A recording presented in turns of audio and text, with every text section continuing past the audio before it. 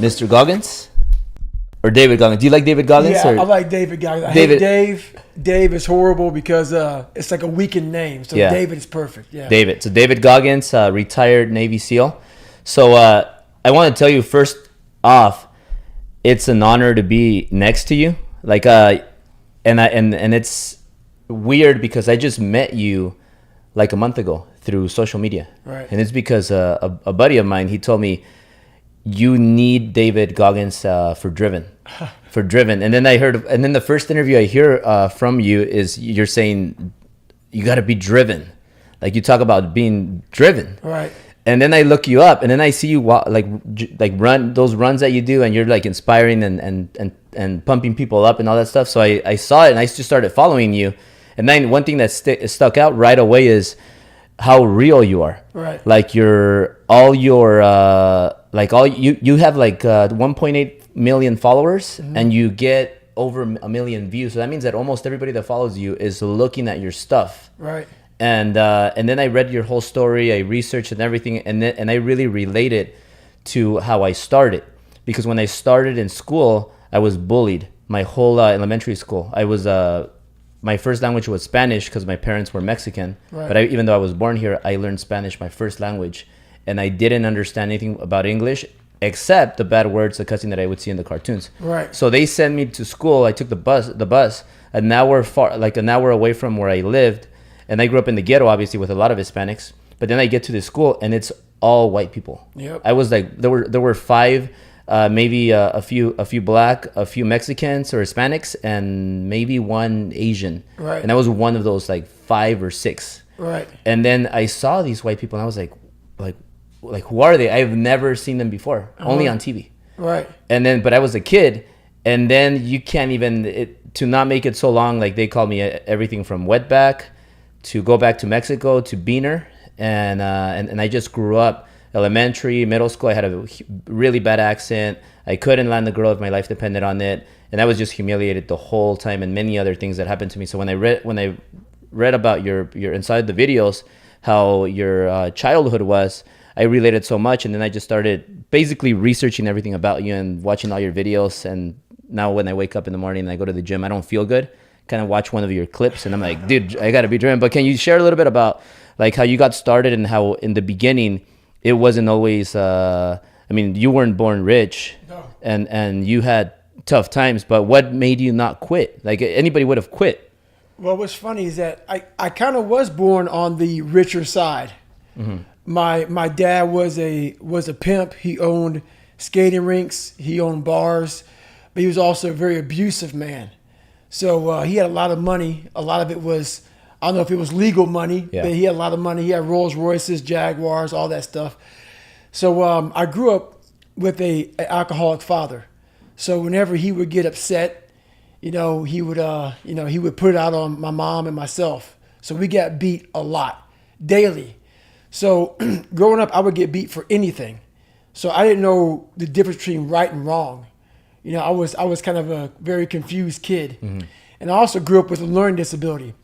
I don't know if I so much had a learning disability versus a big time of like fear. Yeah. And so I had social anxiety. I was all messed up. I had the capacity to learn, but as a young kid, when you're getting beat like that for no reason, I believe that your mind doesn't work properly. I'm not, I don't know. That's just what I think. So I did that from the time I was born, the time I was 8 years old, just getting beat for no reason. So my mom finally got the courage to leave my father around 1983. We went to a small town in Brazil, Indiana. In Brazil, Indiana, that's where I really faced hardcore racism. And what's funny about it, how old are you? 36. You're 36. I'm 44. And the funny thing about it is there were a lot of good people in that small town in Brazil, Indiana. Mm-hmm. But the funny thing about it, every one of them will tell you today that none of them called me a nigger. There was about 5 to 10 black families out of 8,000 people, all white, which is fine. It's cool. No big deal. The Klan marched in our 4th of July parade in 1995, but I was never called nigger. Yeah. So it's just funny how, as time goes on and these kids grow up, how much they want to forget what really happened. and tell you what, that it didn't exist. So from the time I was 8 until I graduated high school, pretty much not everyone called me nigger, but I heard it more often, than not.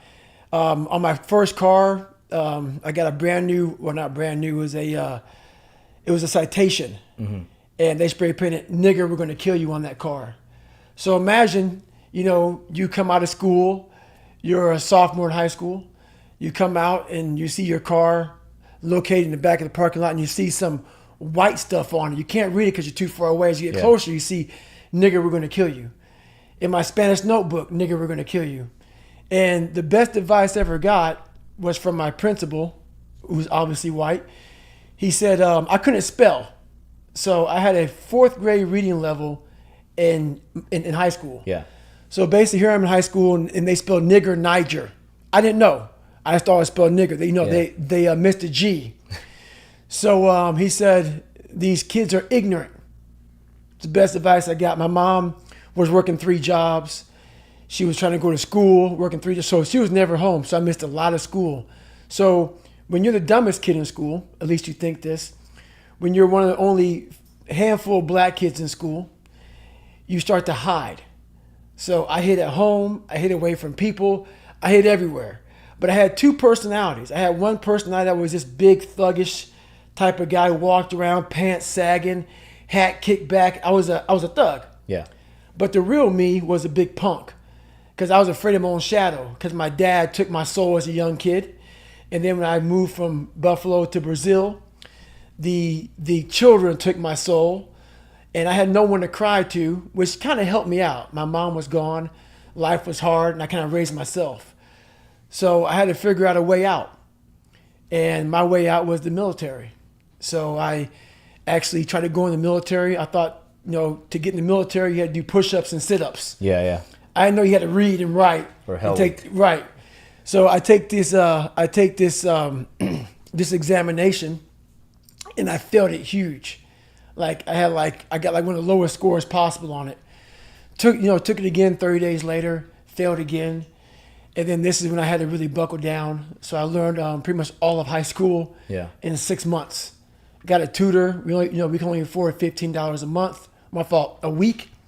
So I saw her 4 hours a week or 4 hours a month. And learned all of high school in that period. And from there, the story gets better, but that's kind of how it started off. It's crazy because the same thing kind of happened to me. Like I told you, in school, I couldn't cry. Mm-hmm. So I think that turned me into a monster.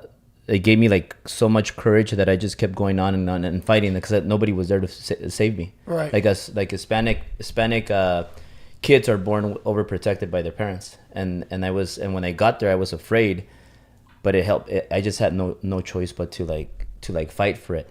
Right. Now after high school, I was so broken that I wanted to fix everything that was wrong with me. Right. And I just worked. If you see me now, but I used to be so skinny. Like a Victoria's Secret model, skinny.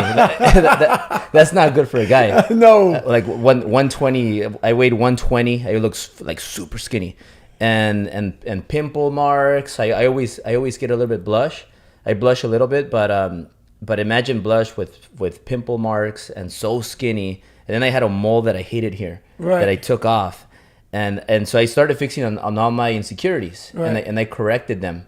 Is once you got out of high school, what moment in life was it when you just said, fuck with this, I'm gonna work on? Did you work on all your weaknesses? Oh, yes. You changed yourself, right? Because I saw the picture before. I was fat before, yeah, right. And now you look so healthy, so fit. You look like a perfect human being. Well, what happened was, so when I graduated high school, I finally graduated. I finally passed the military entrance exam, the ASVAB. Yeah. I wanted to be an Air Force pararescueman, and I won't get deep into that, but I failed miserably at that. Mm-hmm. So I went from 175 pounds out of high school to 297 pounds within a 4-year period. So basically, I'm about 22 years old now, about 22 years old. I'm 297 pounds. I'm out of the Air Force. And my job is I'm spraying for cockroaches at a company called Ecolab. So I'm making $1,000 a month. And my job is from 11 o'clock at night to 7 o'clock in the morning to go around and spray for cockroaches. So every night for 6 months, I'm doing this job. So I finally get home one night. And well, trust me, it wasn't like overnight this happened. You're haunted by the mere fact that you're a piece of shit. Yeah. Every fucking day. And people who don't think that, you're fucking lying to yourself. You are fucking lying. So every day of my life, I'm haunted by my father, the kids that bullied me, my own insecurities. All these things were just roosting in the back of my head. So I'd be driving home at like 7 o'clock in the morning from an all-night shift and all alone in my truck. And I'd be thinking, what the fuck, man? My life is hell. So one day I came home, and I always come home and watch TV. And this show was on with like Navy SEALs. Yeah. And I'm afraid of the water. Terrified of the fucking water. I sink like a rock. So I'm sitting there watching these guys going through Navy SEAL training. And I'm like, and I saw what I believed how a man should feel. Very, have pride and dignity in himself. Yeah. It's like I gotta change myself. So literally I sat down on the couch and watching these guys going through SEAL training. And I went through my own mental checklist of how fucked up I am and how many things I would have to change just to get an opportunity to try out for something like that. Have to get smarter, have to get fit, have to lose weight, have to do all these things, start running, swimming, everything. So I finally get to a point where I get the courage to go to a recruiter and say, hey, I want to go try to do this. But when you're 297 pounds and you're going to go try to be one of the fittest people in the world, you get laughed at. So I got laughed at a lot. But in this process was actually hardening my mind. All the laughter, because the laughter used to make me cower. Mm-hmm. Now I realize that I can no longer hide from my insecurities, hide from all these fears. I had to start wearing them. Yeah. I had to start talking about them. I had to start being vulnerable because I was always afraid of them. So here I am now. I'm facing them. I finally find a recruiter that says, hey, we'll take you in. And he says, you have less than 3 months to lose 106 pounds. I'm like, that's fucking impossible. So that was my mindset. But I was like, hey, I can't have that kind of mindset. So I went to the dungeon and started using all my insecurities as strength. Instead of looking at being bullied and my dad messing me up and all this stuff like that, I looked at it as, who could have survived all this and still be here with the opportunity to go into Navy SEAL training? And so I started using all these negative things and started flipping everything on top of his head. Instead of saying, woe is me, kicking rocks, head down in the dirt, I started saying, there's not a motherfucker on the planet who would have this opportunity coming from where I came from. They would be a statistic. Yeah. So I started looking at it as power versus like big time defeat. And slowly but surely, every day, I started changing the voice in my head because the most important conversation you will ever have is the one you have with yourself. Yeah. So I slowly started changing that internal dialogue in my head. And there wasn't no fucking like teacher. There was no shrink. There was no mom saying, hey, David, you can do it. No, it was fucking me. And that was where the power came from. The power came from no one's helping me. No one's coming back to fucking save me. No one's coming back to pull me to the finish line. This is on you. So I saw a lot of power in the fact that if I change this around, I did this. I changed this around. Yeah. So that's where it all started happening. Was that your defining moment? It was. Like that part right there where you had to lose all that weight. That part is my defining moment, but the big time defining moment. So I had about two of them. The second one was in my third Navy SEAL Hell Week. So I'm the only person in the history of Navy SEAL training to go through 3 Hell Weeks in 1 year. Can you explain a little bit what Hell Week is? Because I heard it on your audiobook a lot. Yeah, and it just sounds like a painful moment that very few people are able to handle it. It is a very long, painful moment. So I don't know what week it is, but for me, it was my 3rd week. Mm-hmm.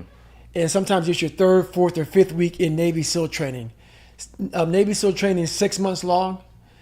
And this is like the biggest crucible in Navy SEAL. It probably in all of special forces, special ops. It's 130 hours of continuous training. And you might get 2 hours of sleep. And the whole idea is you start on Sunday and you end on Friday.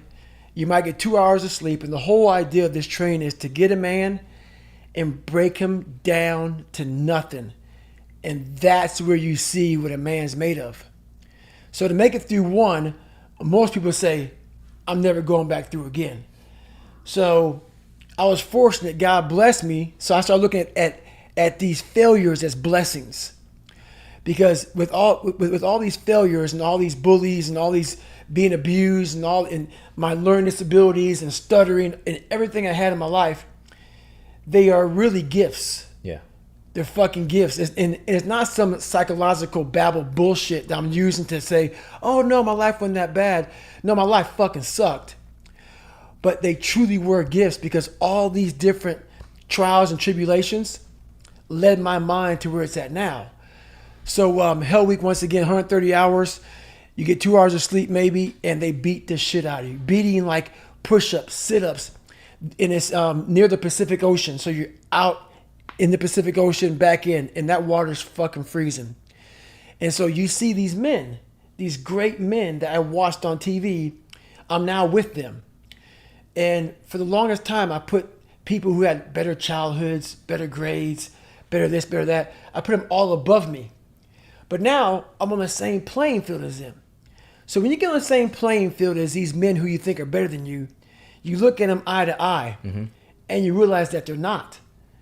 So once again, I'm starting to do all this live autopsy shit, like saying, God, man, you were mind fucking yourself your whole life, thinking that this person came from a nicer house, better education, better mom, better dad, and they're better than you. It's not the case. You have this in you. You may have to dig a little deeper to find it.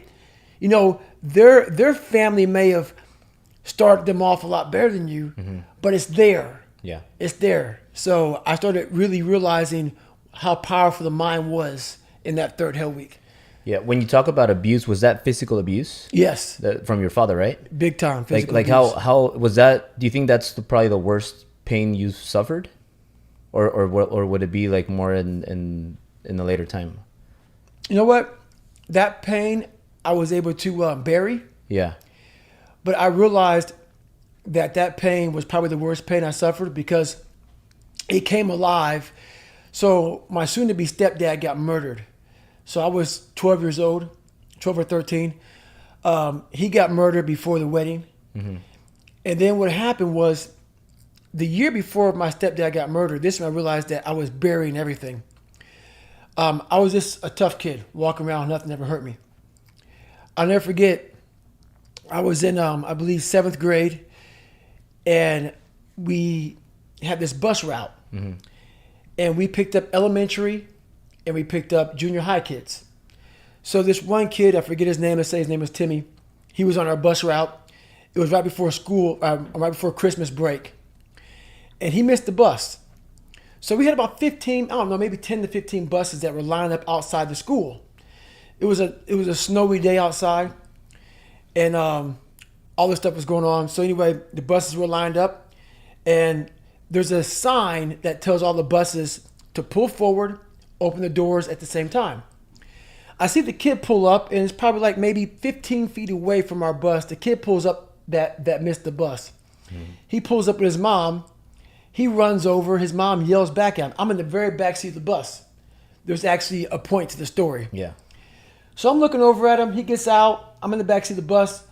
His mom calls him back to the car. He forgot something. He forgot some cookies because he was going to give them to the to the bus driver. Yeah. So he goes back, gets the cookies. I look forward. The buses move forward. I look over 1 second later, and this lady's pulling her hair out of her head. She's screaming at the top of her lungs. I'm like, what? I'm not putting two to two together. It just happened in a split second. And she's looking down under my tire where I'm sitting. And I look at my window and I see these little spots on the window. And she's looking down. I let down the window and I look down and this little kid's head is smushed. The bus ran over this kid's head. Don't know how it happened. Killed him, obviously. And I went home that night and I slept on the floor for about I don't know, 3 to 6 months. It was a long period of time. I couldn't sleep in the bed. And everything I had ever buried from my whole life came alive. And that was a very, very, very, very horrible time for me because my childhood, my beatings, my stuttering, all the things I buried, this incident brought them to life, and they roosted in my head for a lot of years. So the fear was real, the pain was real, the suffering was real, the insecurities were very real. It just came alive. So this came back? Oh, everything came back. And how old were you at the moment? I believe I was in 7th grade. So what, 12? And this was 13? This was a school bus, right? Yeah. Yeah. Those yellow ones? Yep. The yellow school bus. Wow. David, 5 years ago, where were you 5 years ago? Were you were a different David, I would imagine, right? Yes, 5 years ago I was just retiring. I was getting ready to retire from the military. Were you already on your way up? Were you building already, like were you already fit, building your business, or how has, because I know I met you like a month ago through Instagram, I told you. Mm-hmm. But you seem like a really well-rounded guy. Your head is so powerful, your mind, you're super fit, you're super powerful. I know you have this business that you're growing really fast. Right. How long has this taken to like go from where you were to like where you are now? Funny. I got in the military in November 2015. I retired. I hadn't even started social media, had I? Hadn't started social media at all. I think I've been on social media for 2.5 years. 2.5 years I've been on social media, 1.8, almost 1.9 million followers. And basically, it didn't happen overnight. But what really grew my business was the fact that I'm not trying, this is going to sound really fucked up to all you business people out there. Mm-hmm. I'm not trying to make money. I'm trying to help people. Yeah. And at the core of my soul, when I retired from the military with about $50,000 a year is what I probably make. For me, for a guy that grew up with nothing, I lived in a $7 a month place growing up for a long period of time. And then we moved to a $236 a month place. So basically, you give me $50,000, I'm rich. Yeah. So my mindset was about helping people. And when people truly believe in your message and believe in who you are, and they see that you're being honest and truly honest for the fact that, hey, I just want to see you fucking be better. I don't want nothing. Maybe a thank you when you're older and you're walking around with your fucking kids and your family. If you have a real, authentic, true message about people, and people see that you're not trying to sell out and not trying to sell them things, because I knew how I felt growing up, and I don't want anybody to feel that way. So when I give back, it's not about giving back to like say, oh, well, hopefully down the line, I can sell them something. Yeah. My message is truly authentic to how I came up, and people feel that. Therefore, the business is about them. Yeah. And I have all these lessons learned through a life that God blessed me with, as far as like, look, I didn't survive this life. I thrived in hell. Yeah. And through that, I was like a guy sitting back. I was like just writing all this shit down. I became a poet in hell, just sitting there as hell was all around me. I was all calm, just taking it all in. Oh, I gotta tell people this. I gotta tell people that. Oh, I learned this. I learned that. While most people run from it, I was learning from it. And now I'm just giving all this knowledge to people for free. Yeah. So in return, people are growing. People like the message. And when you have a good message, you grow a business. And I know you don't, your Instagram, your social media, you don't spend any money on it, right? Everything's... I've never spent money on anything. No advertising, no... We've sold 1.2 or 3 million copies of my book in, 7-8 months? Yeah. Didn't advertise, didn't spend any money for that as far as like, hey, buy my book, none of that. Yeah. It's all been word of mouth. It's all been about just an honest, pure message. And people are advertising for me. Yeah. So this book and what I've done is changing people's lives. So people are excited about that. My God, this book, Can't Hurt Me by David Goggins, has changed my fucking life. So guess what they do? They share it with their friends. Yeah. You have a good, honest product, people can see through bullshit.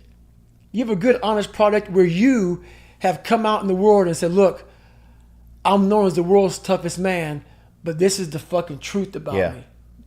People can relate to that. I'm not putting myself on a pedestal. I'm not better than you. Matter of fact, I was way below you. People relate to that. People love that. And then people say, hey, man, I can also do it. Yeah, and that's why I'm so excited to have you at Driven, because it's an entrepreneurship event. But most people fail in business because of the mindset. Mm-hmm. Like when things get hard, tough, like when you're not sure if you could pay your bills next week because you put a lot on the line, and you might go out of business. You might not be able to pay your employees. And I've dealt with, I say all the time that I've probably dealt with I battled 10 heart attacks, because it was just really, really painful, because I didn't know what to tell my wife or with a daughter on the way. Like, hey, I think this is it. Right. I think I reached my limit. And most people, and times when I couldn't even swallow my food because I all the stress that I had accumulated. And it's the mindset. And like when your message that you deliver, mm-hmm. I think that's going to help a lot of entrepreneurs out there. And I know that just the way you focus on giving, on helping people, that just the money comes flying your way when you focus on helping people first. And I noticed that because I was listening to, I think, an interview you did with Rogan, and you were talking about your business, how you just want to help. Like there's no, like, is that your, like, why do you want to help so many people? What would you say your drive is? You know what my drive is? It's a great question. I have a great answer for you. You were bullied. Yeah. Do you remember how many nights you spent by yourself in your fucking head thinking about what kind of piece of shit you were?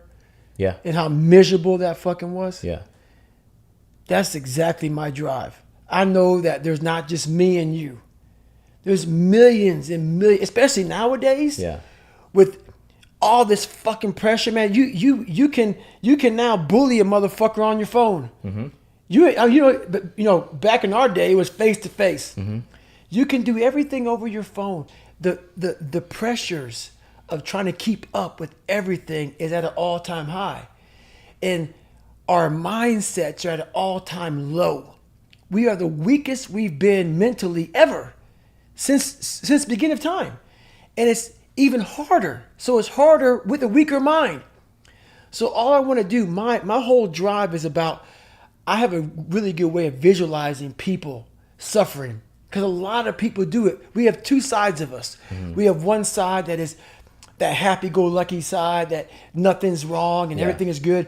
But we have that side at home when no one's around, that's depressed and miserable, and we're not good enough. Yeah. And whatever happened to you is real. So that's my drive. I want to make sure that I give people as much power as I can, so when they get up every fucking morning, they know that, hey, I have the ability to not only survive in this world, but thrive in this world just by the mere fact of hearing about my story. Yeah. So if I can help out people that way and make you a better human being, that's all it's about, period. Because I don't want anybody suffering the way I suffered. Yeah. Sometimes I don't feel like working out, and I see your videos where you're running shirtless. Right. And you're giving that message, and I'm like, man, and it inspires me to like post another message like of what I'm doing. But have you ever felt like quitting? Like but you've never quit though. Like when you got out of the military, right? Like most people that get out of the military, they end up having a really hard life outside of the military. Right. How did you come out of the military and not quit and did the opposite? You just went all in and said, you know what, I'm gonna start this business and I'm gonna go all in with that. Like, how'd you do that? Well, a lot of people, what they do is they have these finish lines. And I have a saying that says, I don't stop when I'm tired, I stop when I'm done. So when I was younger, mm-hmm. I didn't have any goals. And it's not really so much about goals, it's just a fucking to-do list. Yeah.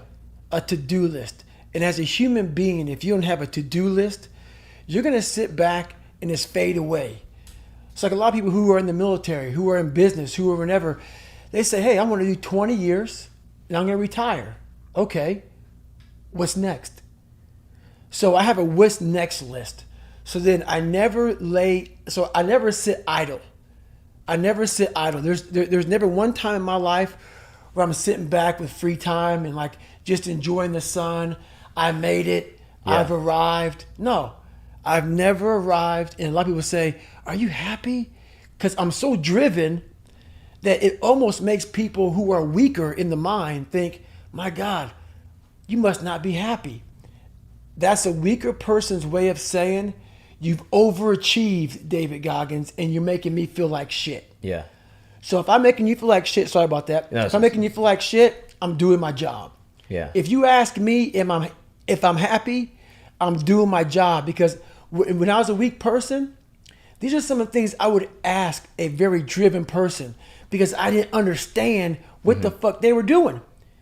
Because they were so driven that my mind was so weak that I was like, they must not be happy. Yeah. I would find a way to put a title like they're crazy or they're not fulfilled or they're empty, because I didn't have what they had. Yeah. So basically, if I get these questions, I know I'm exactly where I need to be. I'm making you feel a certain way. So you stay busy all the time? All the time. Like even Sundays? So even though the good Lord rests, Yeah. he didn't tell me to. Yeah. He didn't tell me to rest. Yeah. I'm a big faith believer, even though I cuss Yeah. a fucking lot. I'm a big faith believer, but God didn't tell me to rest. Yeah. Do you have a special morning routine, or do are you big on routines? The work ethic. Let's like a little bit about work ethic. I wanted to go over that. Like, you seem like the hardest working guy out there. Like I can relate to you about with that. Well, I'm the hardest working guy that doesn't talk about it. Yeah. You know. Yeah. So basically, I don't take any days off as far as working out. What I realized growing up is you have to build your armor. Yeah. Your armor. Your first thing in the morning time is you have to build your confidence. And every day you're constantly gaining and losing confidence. You're never staying the same. So how you build your confidence is, if you like what you see in that mirror, that's how you start your day off. If you wake up and you look fat, you look out of shape, you're not, you don't feel good, which is, or you don't feel good inside. So my whole big thing is get up and work out. Shed some calories. Get the adrenals going. Get the mind going. Get all that going. Every day I run. Every day I work out. And every day I stretch.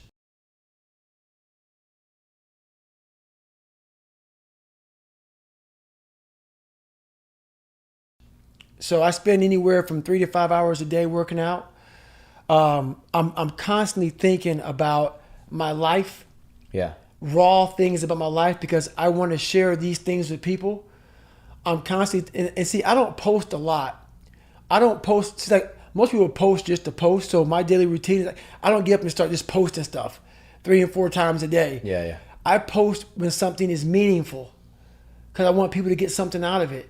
I don't want to just be on social media and say, hey, I'm posting, let me get more followers, tag someone, hashtag this bullshit, hashtag that bullshit. No, this is a message about you. So every day I'm running, every day I'm working, I'm thinking about, do I have anything that I can share with people today that's powerful? And I'm constantly writing books. So I have one book out right now. I have my second book coming out, but I'm not going to have it coming out anytime soon, because I want it to be perfect. Yeah. So my whole thing about life is putting all your energy into one thing. So my routines are always about synergy, focused, hyper-focused. It's always about mind, because I know once your mind gets away from you, you've lost. When you're working out and you're going on your runs and all that, are you? You think that's the best times you think? Like, is that when you're thinking about your ideas to write and all that? Yes. So basically, when I go out to run, I get all my ideas. All my ideas come from when the blood pressure and the intensity is high. Yeah. Because that puts me back in the dungeon. Yeah. I remember when I was 300 pounds. My most inspirational time is when I was 300 pounds and I was trying to lose weight, and I was having all these self-talks, trying to find strength all over my brain. How the fuck am I going to do this? How the fuck? Yeah. So you start to have these different mantras. Like almost every 3 or 4 seconds, a different mantra comes up. And just there's a lot of power in that from being that underdog mentality. Yeah. And whenever I go out to work out, it's not like I'm David Goggins now, 44, I've achieved a lot. Every time I go out to work out, I'm that 300-pound guy. Got it. Spraying for fucking cockroaches. Nothing. Because if you think that way, you can only achieve the best. Yeah. If you've arrived and you go out there, I don't need to be out here doing this. So that keeps you driven. That keeps you pushing yourself. Right. Do you every time you work out, do you try to beat your best? Do you or do you? No, because mostly now for me, it's about going the distance. Yeah. If I go out there every day trying to beat myself, Yeah. that's going to fatigue me. Mm-hmm. Every day I know that there's not many people doing what I'm doing. Yeah. And that's enough. Yeah. Now, you talked about when you were 300 pounds. When you, most people that lose that much weight, or everybody, their bodies are not the same. Right. Like you lost, and especially in 3 months, you lost 100 pounds in 3 months. Right. And you don't, like, you are like cut. You don't have like stretch marks and all that stuff. Like how? Well, I have them here, as you see. Yeah. Yeah. But basically, and you see here. But basically, what I did was I had this. But that's 100 pounds in 3 months, Right, though. Like right. like most people lose 30 pounds and they have a bunch of bunch of marks fat, everywhere. right. Yeah, and their chest is like falling down and stuff. Right. Like, how'd you do that? Is there a secret? There is a secret, and I hate to even divulge it, but I'll give you a little piece of it. It's a little piece of it. I developed a psychotic weight routine. Mm-hmm. So most people who want to lose weight, they go into this serious cardiovascular, just dropping calories. Yeah. So yeah, that helps you lose weight. But what happens is, man, you have this loose skin all over your body. Yeah. So I invented this routine. It was called like anywhere from the 100 to 500 routine. So I pick a light weight and I go in there and I smoke out that, like, so let's say it's bench press. Let's say I can do the bar 100 times without stopping. You want to pick something that you can do over 100 times without stopping. And if you do stop, you stop in the rest. So your rest position is the up position. You don't rest it, like rack it. You don't rack it. You rest up. And by you resting up, your muscles are still working. And you can only rest for 10 seconds until you get 100 reps. Yeah. And what that does, what it did for me, I kind of invented this on my own. It literally was burning so much muscle. Like my muscle was just getting fatigued, the lactic acid. And it kind of kept that muscle nice and tight. Yeah. And that's what helped me out a lot. Because you have the record of most pull-ups, right? Right. I did 4,030 in 17 hours. 4,030 in 17 hours? Right. Did you get injured after that? So it took me 3 times. So Yeah. the first 2 times I got injured. The third time I finally figured a lot of things out and adapted to the situation. My body adapted to the amount of stress and pain I was going to be under. Yeah. And I got it.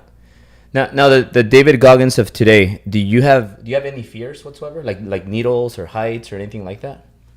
You know what? I do have fears. It's not needles, it's not heights. I'm a little bit timid about heights, but my biggest thing is I always face them. Yeah. So, I guess my biggest fear is I really don't have any big fears because I know that I'm going to attack it. Yeah. I have to. Yeah. And I know one thing that we spoke about it before camera, that you're to most of the world, you're super clean. Like you don't do you never done drugs. No. You never had alcohol. Well, you never had alcohol. You don't drink alcohol. No, I've tasted alcohol, but Yeah. no, I've never. I'm not a drinker. Yeah. No. Do you think that is due probably to your father that used to drink a lot? It's probably due to him, but it's also due to, at a young age, I realized that I had a very weak mind. Yeah. A very weak mind, and I want nothing to interfere with my own thought process. Yeah. Like a lot of people before they go on stage, they get a little bit tipsy, get a little buzz. Yeah. Maybe smoke a little something, do a little something. Yeah. I want to make sure that every single thing I feel is real. Got it. I want no masking. Yeah. I want nothing to mask my ability to feel fear, to overcome fear. whatever it may be. Yeah. I'm not saying that people who drink and do these different things are trying to hide. Some people just do it. For me, I think of it as almost like a masking agent. So then your mind doesn't have to work as hard. And that means I'm losing. Yeah. Me and my wife, we love drinking. And we used to go out, like Sunday was our mimosa day, like brunch day. Right. And then we would go to dinner and we would just drink for the heck of it. Right. And we lost it all. And we had our battles, like the last 6 years have been a battle. This year has been the best year ever in our lives. And it got to the point where I said, you know what, how can I improve? Right. And I'm not an alcoholic to anything close to that, but we did drink dinners and brunches and that kind of stuff. Nothing wrong with that. But I said, you know what, how can I get better? And I said, I'm just going to stop the drinking. So I said, no more liquor. So I said, no more. I'm going to go 30 days, no liquor. I've never gone 30 days, no liquor since I was like 19 when I started. So and she was telling me, you can't do it. You can't do it. So I said, I'm going to do it just to prove something to myself. Right. So I went and I committed to 30 days and I set these goals. So I'm going to do this. I'm going to get a 6-pack. I'm going to make this amount of money. I'm going to do this. And I did it. And then I'm like, wow. And then I had a couple of drinks after that. And I had the hangover and it just so many cons. Right. And I said, it's not worth it. Like I like the no drink, I like the high of being productive better. Right. It saved me like 6-7 hours a week just because when you get a drink, you want that extra drink, you stay longer at the bar. Right. Then it takes you a couple hours to get started the next day. So I said, what if I don't do it? And just my business went like that. And then I did 2 days again where I went out and pigged out, ate pizza and all that stuff and drank. And then I went another 40 days without drinking. And then my life just started getting much, much, much better. And then that's why I always ask people that are powerful that I really look up to, like, how's your diet? How's your morning routine and that kind of stuff? Right. But now David, your business, like now you're obviously, I see you all over the place with the interviews, inspiring people, changing lives. Like, can you share a little bit about your business? Like, what's your business like? What do you do? So the whole business is about changing lives. That's all it's about. It's about bettering people. Whether you're the top person in NFL, NBA, all the way to the person who is just some high school dropout. Yeah. So there is no like specific person I'm trying to target. Yeah. I'm targeting everybody. So my business is basically the best business in the world. It's a business of improving people. Yeah. So once you improve people, those people then go on to be doctors, lawyers, dentists, basketball, football, baseball, millionaires, billionaires. Those people now change the world. So I'm trying to get you at a young age. Yeah. So if I had a special time to get you, I want to get you when you're in junior high, high school, because in high school, people think that, my God, this is my whole life. High school is everything. These kids are going to be with me for the rest of my life. These are, little do you fucking know, it's nothing. Yeah. So basically, I'm trying to get people so then when our world needs more leaders, I'm kind of helping those people out. So I'm trying to inspire people to become the next best leaders. Yeah. Because this world needs that right now. You feel you're connected more with kids, younger adults, because that's kind of when you grew up, you had tough times, and you want to help them so that they can be difference makers as well? You know what's funny? A lot of my followers are millennials. Yeah. But I connect more with people who are our age. Okay. Between 30s to 50s. Yeah. Because the millennials, even though that's my big audience, their mindsets are very different than ours. Yeah. A lot of people our age can relate to this tough work ethic. Yes, old school mindset. So when I tell people, hey, stop listening to music for a little bit, put your fucking phone down, put the computer down, really focus. The most powerful weapon is your brain. It relates to them. You know, they're like, oh man, yeah. You know, we weren't raised on this shit. They can kind of go back in the dungeon, but these millennials grew up with all this technology. Yeah. And all this noise. It's so fucking noisy out here that they can't hear themselves think. Yeah. So the people who really get the most bang out of my message, even though millennials follow me the most, are people who are from 30s to 50s. Because they're like, you know what, man? Yeah, I fucking get that. Yeah. I remember back when I was a better human being before I started being dependent on my phone and dependent on this and dependent on that. And literally, you can't even have a conversation with somebody nowadays because their minds are so out of it. Or they're checking the Instagram. Yeah, man. So they're like looking at you and their phone and they're here. And then as you're having a serious conversation, an enlightening conversation, they then come out of nowhere and say, hey, did you hear about Trump? You're like, what the fuck is your problem, man? You can't hold a fucking attention span for longer than 15 seconds. Yeah. That's why you're not successful. Yeah. It takes a lot longer than 15 seconds to be focused on becoming rich, fucking becoming a better person, becoming smarter, becoming more athletic, losing weight. It takes time. Your mind needs to be focused on that fucking task.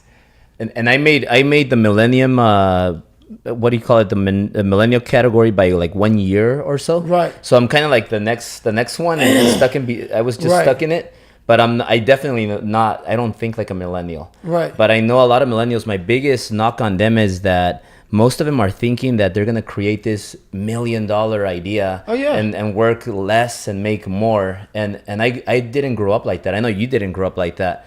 Like, what do you think? There's something to it that is just making all the millennials like that? Do you think it's technology? It's technology, because you know what? Basically, I don't really blame them. That's the world that they grew up in. Yeah. So that's what they're seeing. Yeah. They're seeing a lot of kids who are like 25, 26, 27, 28, who are making these big dollar numbers, man, from like inventing something or coming up with some new fucking app or whatever, man, making a lot of money. Yeah. So they want to have the opportunity. Yeah. But they don't realize only 1%, less than 1% are going to have the opportunity. Yeah. You got to go back to old school, which is there's no fucking secret. Yeah. It's just hard fucking work. Yeah. Yeah. And I hate to say it, man. Everybody goes, what is your secret, man? What's your secret about business? What's your secret about this? What's your secret about that? You don't want the fucking answer. The answer is, you see these fucking hands? Hard work. Hard fucking work, man. Yeah. I'm sorry. Yeah. I'm sorry. I'm not going to voodoo some shit. I'm not a magician. It's not magic. It's literally, you're going to have to wake up. Yeah. And you're going to have to sit there and say, fuck, today's going to suck. And then when that day's over, you're going to wake up again and say, fuck. Yeah. The next day's going to suck. Yeah. And that's going to be your life. Yeah. Unless you're this guy who sits back and says, oh, I have this great idea. And it happens to work. Yeah. And you could be some lazy fat ass that sits back and makes millions of dollars off of some idea. Yeah. But the majority of it, just wake up every day. Yeah. Punch that mental time clock and say, this is going to suck. Yeah. I think the combination of hard work with technology is going to be like the game changer. Yeah. Game changer. But the problem is that most of them they just want to do the technology part, but not the hard work. That's the fun part. Yeah. That's the fun part. But okay, David, really appreciate your time. I want to ask you one more thing before we end this. Okay. About yoga. Okay. I almost forgot about it. My wife, she loves yoga, like when she's not pregnant, because the last couple of years she's been sticking to being pregnant. But yoga, she always tries me to do yoga, and as I don't know if it's a manly thing, but I like going to the gym. Right. And I like doing my weights. Right. And then I'll do sprints for like 10, 15 minutes. Right. I do like the running because those sprints get my heart going. Right. And I get ideas, and I feel like if I don't work out, I don't feel like I started my day right. I'm not the same person if I don't work out. Right. But I always find myself walking like I'm not flexible at all. Like, and I find myself walking like one of those. Even though I'm not a meathead, like those big bulky guys. Right. I don't take roids. I don't take any of that stuff. I just like the natural, because I want to feel, like you say, I want to feel myself all the time. I don't want to be altered. Right. But I walk like my arms can stretch. and you said that's one of your biggest keys to success, right? Right. Stretching, yoga. And you do 2 hours of stretching before going to sleep. Right, every night. Like what's the whole fuzz about stretching? You know what? I was one of those guys just like you. I didn't believe in it. I was like, this is bull. Like a girl thing? Yeah. This is, I used to be a meathead. Yeah. And I wanted to feel like I wasn't flexible because that means I was nice and yoked. Yeah. You know, when you're flexible, you know, you don't feel as yoked. So, but what happened was over a period of time from my life as a child and growing up, my body was so tight. And when your body's tight, it gives your mind the illusion that you're under stress. So when your mind has the illusion it's under stress, it then starts to work like it's in stress mode. Yeah. Therefore, igniting all these different, you know, endocrine systems like your adrenal glands and whatnot, tricking you to say, oh, fight or flight, we're in it right now because you're so tight.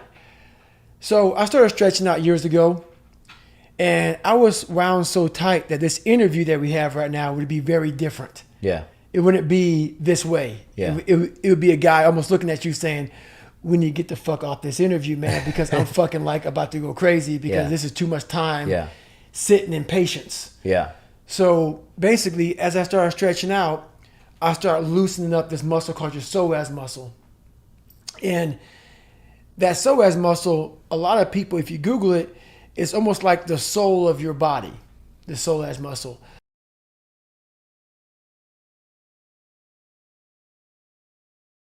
So it almost gives your body and your mind permission to relax. And there's no growth in a stressed mind. The growth comes in a relaxed mind because therefore the thoughts really flood in. Yeah. And so for me, I become more inspired just by simply stretching. And only that, I'm in the best shape of my life because all those tight muscles that were allowing my, you know, they weren't allowing me to run properly. Everything was bound up. So now my gait is longer. You know, even in the gym, I'm stronger because now I'm not all bound up. Everything is opened up to the point where my muscles work freely. Yeah. And like a kid, if you ever see a kid run, a kid's not tight. A kid hasn't had stress yet. So they're running very effortlessly. Mm-hmm. And so that's how you want your body to move, very effortlessly, which means your body is flowing like water. So what happens when your body flows like water, your mind does the same thing. Wow. So your thoughts, so it's mostly, it was about my body getting better. But what I found was, look, before you go on stage, you're relaxed, you're in control. You're also, you know the truth. Because when your adrenal glands are firing off, they send all these different signals. Yeah. Fight or flight, almost like nervous reactions. When you're able to get the truth and you're able to get centered from stretching out, you're able to control the dialogue versus your mind saying, oh my God, we got to go. We're rushed. We're not fucking rushed. We're in control. We own the situation. And so what yoga and stretching has done for me is allowed me to own myself and own my mind versus the world. Like we're in New York City right now. Mm-hmm. You open that fucking window, you're going to hear honks, people, you're going to hear like, oh my God, we got to run. Yeah. It's like panic. You're able to walk through New York City saying, okay, hey man, I'm in control. And when you're in control, there's no bullying, there's no this, there's no that. It's you and what you've done in the truth. Yeah. So you do workouts every day. You do weights, you run, and then you do yoga every day. That's right. Wow. Every day. Awesome. So I'm going to start yoga just because of you. Hey, trust me, you'll get something out of it. It'll make me a little bit smarter. And 100%. I don't know if it'll make you smarter, but it'll definitely open your mind up. Yeah. A lot. Yeah. Awesome, David. So I'm really excited to have you at Driven event this year, September 14th. And also where's your favorite place for people to follow you and see all your cool stuff? So for me, it's basically Instagram is probably the best. Instagram, Facebook, Twitter. It's at David Goggins. At David Goggins. Yep, at David Goggins. That's it. Awesome, brother. Well, hey, appreciate you. Thank you, sir. Thank you. Appreciate you.